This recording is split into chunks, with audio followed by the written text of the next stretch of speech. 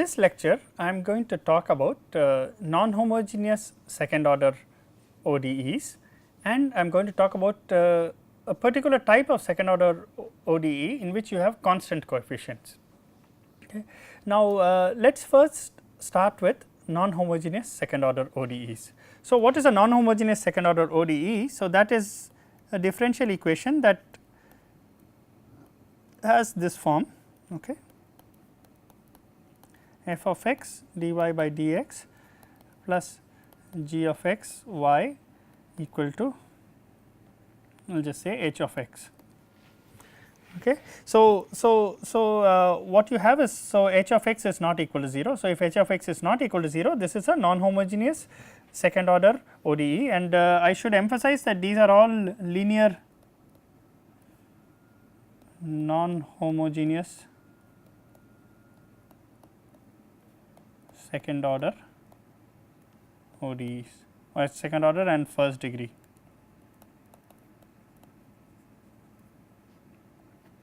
ODE. So, we have been talking only about linear ODEs. Okay. So, now what is important is that this term is what makes it non-homogeneous. So, h of x not equal to 0, okay, then the equation is non-homogeneous. Okay. Now, what you can do with this equation? So, suppose I now let us write the corresponding homogeneous equation.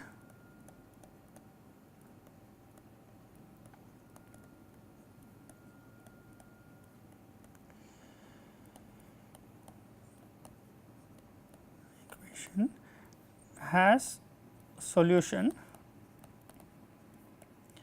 y h of x, has a general solution, okay, has a general solution y h of x equal to C 1 y 1 of x plus C 2 y 2 of x. Okay. So, what that means is that suppose I had d square by dx square, and instead of if I had y h, okay, and then I had plus f of x d by dx of y h, okay, and I had plus g of x and y h, okay, then I would get that equal to 0.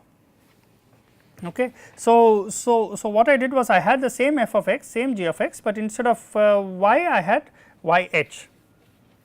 Okay. So, then this gives 0. Now, this is the homogeneous equation, and y h is a solution of this homogeneous equation. Okay. So, now given that you know y h of x, can you determine the solution of the non-homogeneous equation? Okay. So, now we can determine the solution of the non-homogeneous equation in the following way. So, we can write we can write the solution of the non-homogeneous equation as y is equal to y h of x plus y p of x. So, y p of x is a so y h of x is a general solution, and it has two arbitrary constants. This is a general solution of homogeneous equation.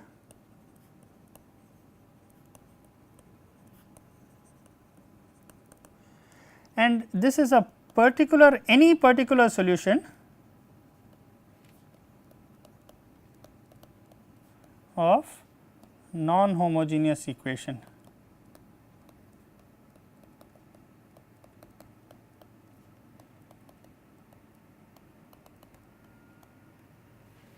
Okay. So, basically if you can find out any particular solution, okay, you might find it just by trial and error, just by inspection, sometimes you can identify particular solutions, okay, and if you know the general solution, then you can write the solution. I will write y of x. Y of x is a solution of, this is a, then you get the general solution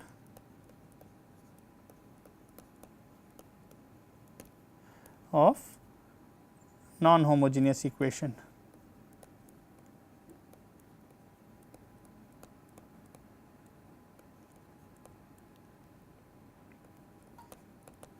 Now, let me emphasize the difference between general and particular solutions. A general solution to a second order differential equation will have two arbitrary constants, okay. A particular solution will have no arbitrary constants. Okay. So, now the particular solution is one that satisfies whatever boundary conditions are chosen. Okay. Now, when you set up your differential equation, now sometimes you just want to find a general solution of the differential equation. Now, if you want to find a general solution of the differential equation, okay, you can take the general solution of the homogeneous equation and add to it any particular solution of the non-homogeneous differential equation, and you will get a general solution of the non-homogeneous differential equation. Okay. So, the general solution of the non-homogeneous differential equation will have the two arbitrary constants, which actually come from the homogeneous equation. So, this will have C1 C2, okay. This will have no arbitrary constants, and this will have the same C1 and C2 that came from this general solution. Okay. Now, this is a very powerful result, okay, because what it says is that if you have a non-homogeneous equation, you can solve it, you can write the solutions based on the homogeneous equation, okay. But still it is incomplete, because how do we find a particular solution? Okay. Now, sometimes particular solutions can be obtained just by inspection, other times you need some standard method. Okay. So, I will emphasize that sometimes Yp can be obtained by trial, okay. But a more formal method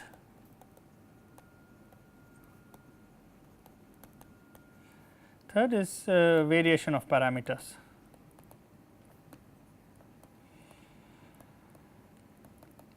And in this you try Yp of x is equal to, I will say u1 of x y1 of x plus u2 of x y2 of x.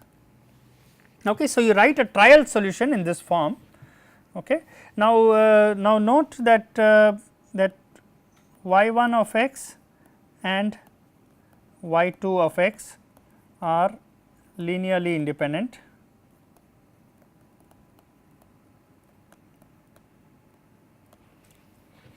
Okay. Now, there is a mathematical statement that if these two, if y1 of x and y2 of x are linearly independent, then there is something called the Wronskian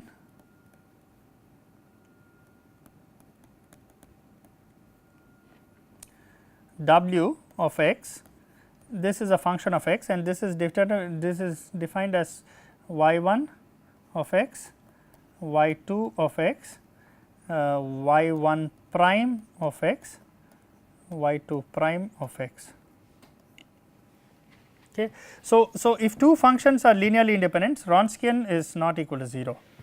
Okay. So, the Wronskian is constructed from the function from the two functions and the derivative. So, it is a determinant, okay, and this determinant is not equal to 0. Okay. So, you have something called w of x, and you can so using this trial solution, let me emphasize that this is a trial solution, trial particular solution.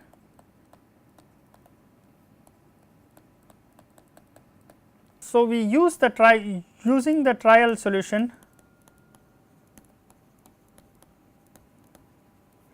in the non-homogeneous ODE.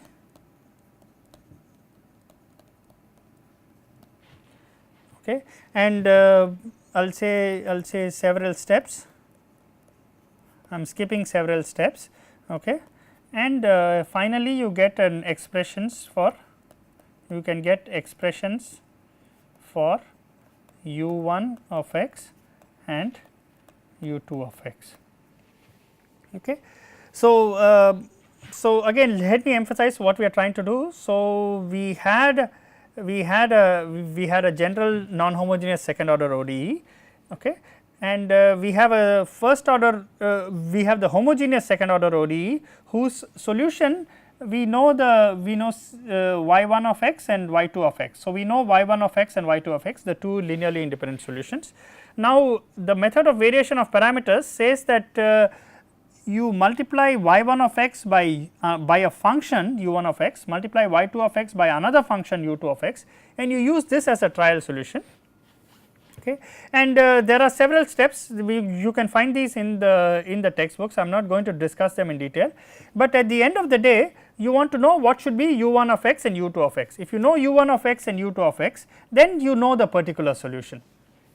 Okay. So, when you follow these steps, okay, you get expressions. Okay, I am not deriving these, okay, I am just writing the expression u 1 of x is equal to, okay. So, I will write minus integral y 2 times, now remember the right hand side had h of x divided by w. W is again a function of x dx. This is u 1 of x, and u 2 of x is written as y 1 times h of x divided by w of x integral dx. So, what you can do is you can go through this procedure and you can actually show that you get this result, but basically this allows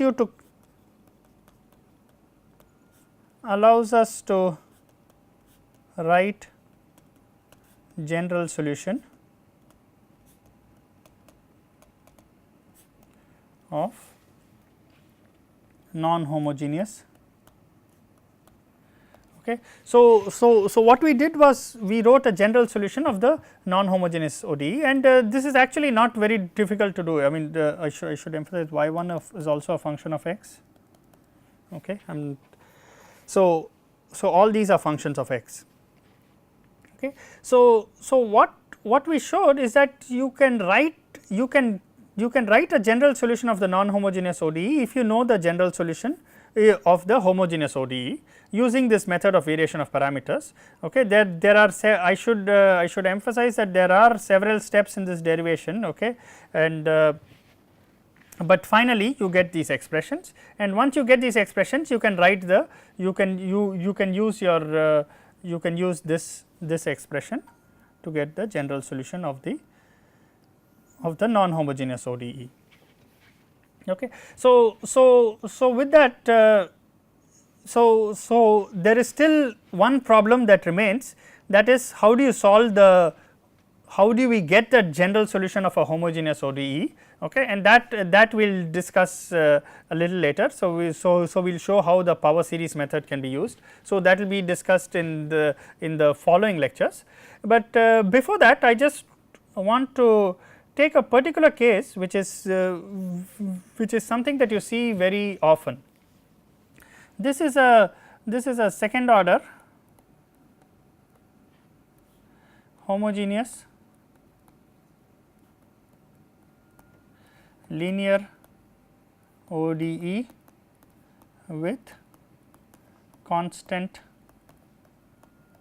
coefficients. Okay. So, this is something like d2y by dt square plus a dy by dt plus by. Okay. So, first we will take the homogeneous case. So, equal to 0, this is homogeneous. Okay. And so if you have something like this, I should also emphasize where this appears. Okay. So, if you didn't have the intermediate term, if you didn't have this term, okay, so then this would be this would look like if you just had these two terms, this would look like a harmonic oscillator.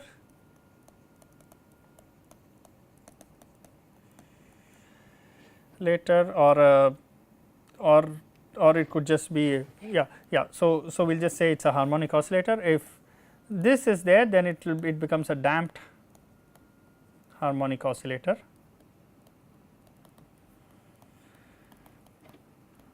And I should emphasize that all these are conditional to the values of A and B.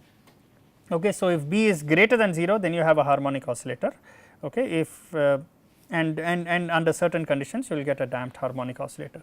Okay, so let us solve this equation now. Now, since it is a linear equation, okay, we will use a slightly different method to solve it. So, we will use a trial method. So, you say you try trial function y is equal to e raised to lambda t. Okay. So, then dy by dt is equal to lambda e raised to lambda t, d square y by dt square is equal to lambda square e raised to lambda t. Okay. So, then when you substitute this, you will get lambda square plus a lambda plus b, this whole thing times e to the lambda t equal to 0. And since you want this solution to be valid for all times, okay, you get a quadratic equation in lambda. So, lambda square plus a lambda plus b equal to 0, and this implies lambda is equal to negative a plus or minus square root of a square minus 4b divided by 2. Okay. So, you have lambda 1 is equal to minus a plus square root of a square minus 4b by 2, and lambda 2 equal to minus a minus square root of a square minus 4b by 2. Okay. So, now there are if lambda 1 and lambda 2 are distinct, okay, then e to the lambda 1 t and e to the lambda 2 t are linearly independent, okay, and you can write the solution y is equal to C 1 e to the lambda 1 t plus C 2 e to the lambda 2 t. Okay. If lambda 1 is equal to lambda 2, that is a square equal to 4b, okay, then we have e to the lambda t, okay, and second linearly independent solution can be obtained by variation of parameters.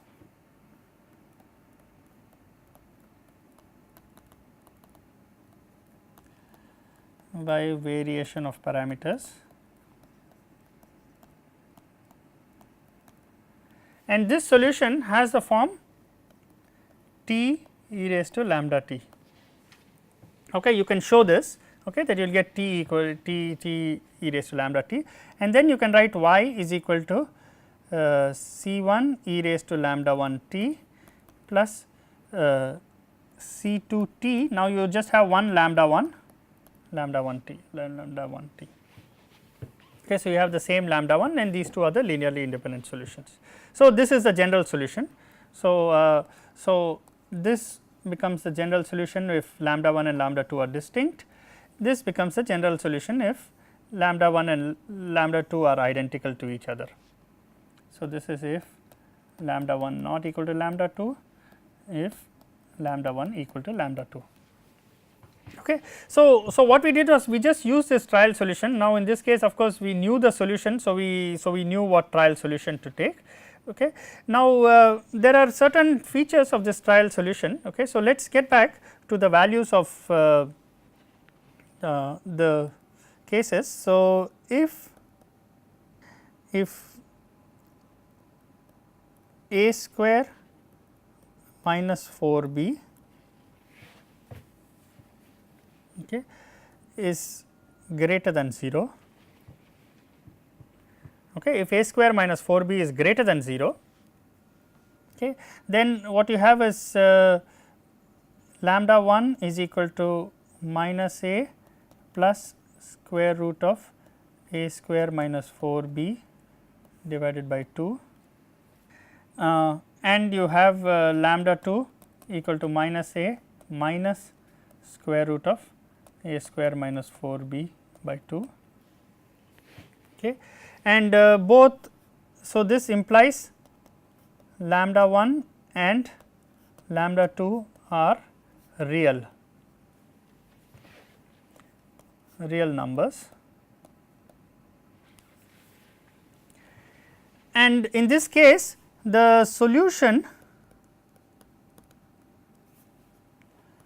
y equal to C 1 e to the lambda 1 t plus C 2 e to the lambda 2 t is a sum of exponentials.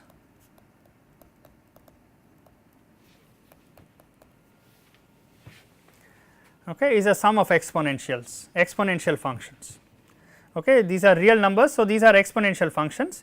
Okay, they might be exponentially increasing if lambda 1 is greater than 0, if your lambda is greater than 0, it will be exponentially decreasing if it is less than 0, okay, for t greater than 0 and so on.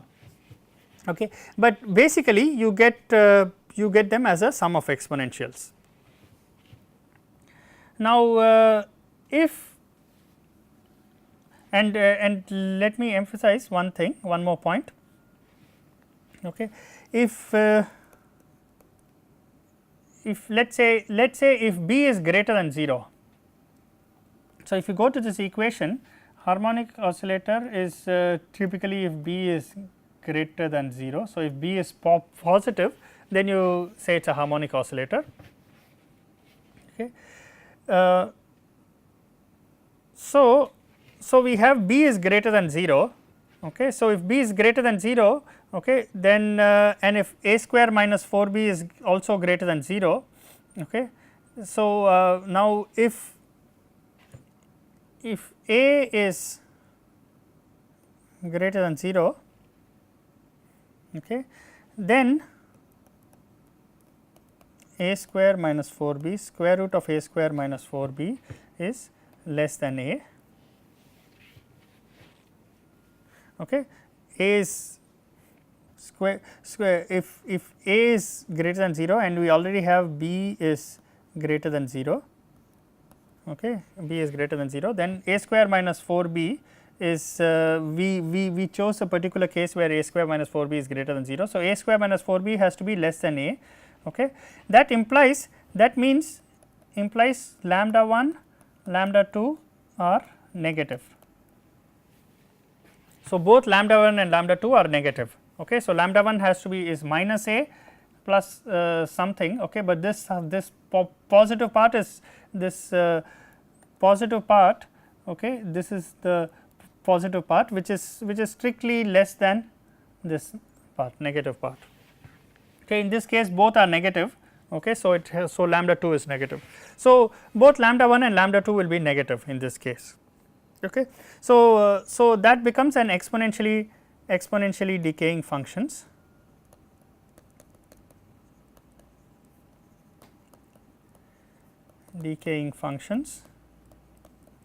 This is what is referred to as an overdamped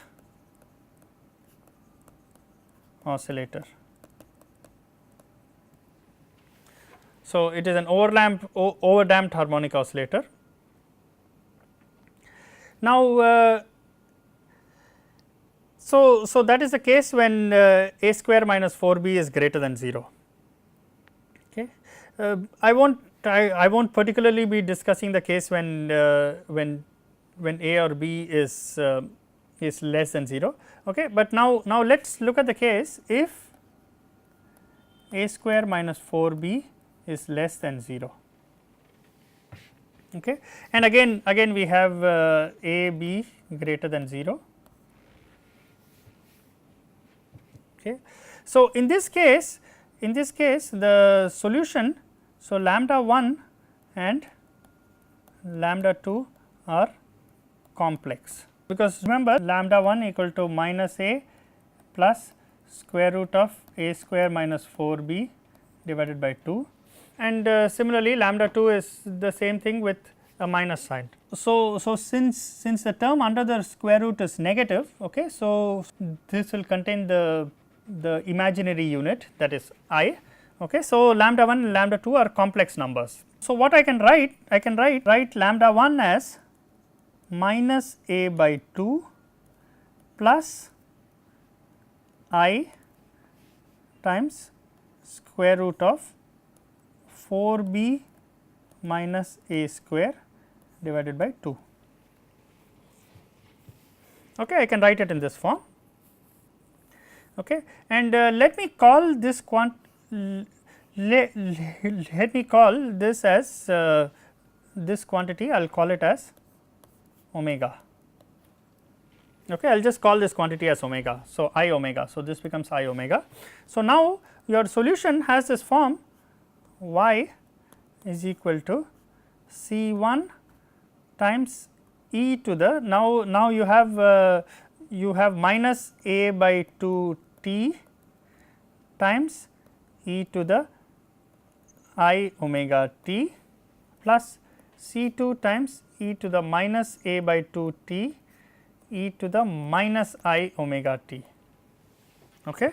So, I can write it in this form, and what I get is e to the minus a by 2 t times C 1 e to the I omega t plus C 2 e to the minus I omega t. Okay.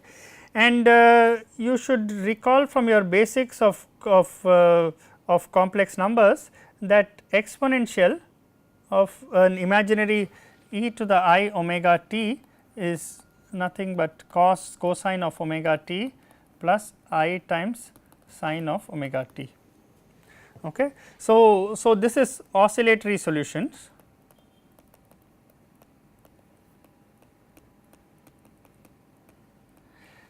And this case where a square minus 4 b less than 0 is referred to as underdamped harmonic oscillator.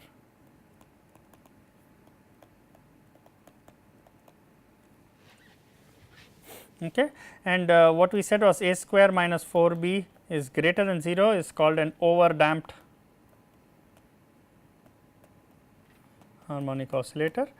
A square minus 4 b equal to 0 is called critically damped harmonic. Okay. So, these are the three cases. Okay. Again I emphasize that we took the case a comma b are both greater than 0. Okay. If a or b is less than 0, then the behavior is slightly different. You do not use the term harmonic oscillator. Nevertheless, you can still use this method to solve it. Okay. You can still use this method to solve this, okay, even if a and b are not greater than 0. Okay. So, I will stop the discussion on second order homogeneous equations here. Okay. I just want to emphasize one small thing, okay, about what happens if you had a non-homogeneous equation in this form. So, suppose you had exactly this kind of equation with constant coefficients, but you had a non-homogeneous case. So, suppose you had d square y by dt square plus a dy by dt plus by, and this was equal to some constant some c of t, some function of t. Okay. So, this is referred to as a forced harmonic oscillator.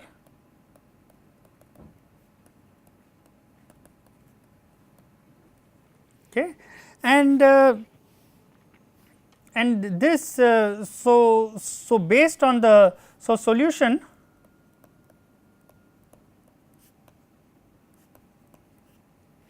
can be obtained using Wronskian as before.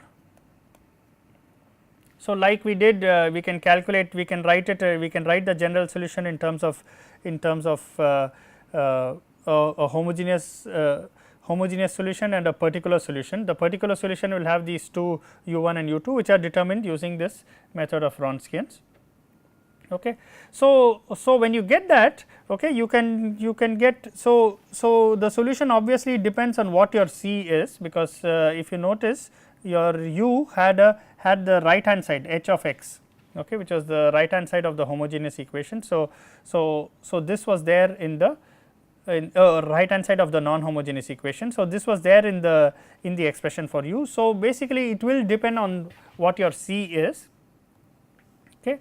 And basically you can look at various solutions. There is one important case which is often described. This is resonance.